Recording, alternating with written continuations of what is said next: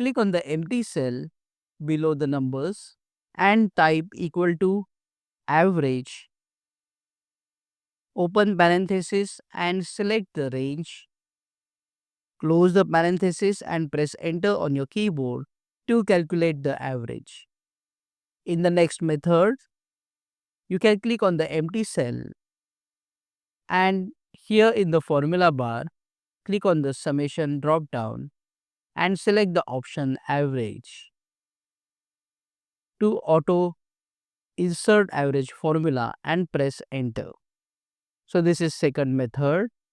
In the third method, you can insert the formula manually. For example, you can type sum and then select the range, close parenthesis, divided by the count, open parenthesis, select the numbers, close parenthesis and press enter.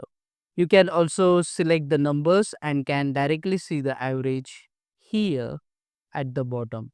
You can drag the formula horizontally like this to calculate the average of the columns. Similarly, you can also calculate the average horizontally like this and can drag or double click on the cell here to calculate the average in LibreOffice Calc.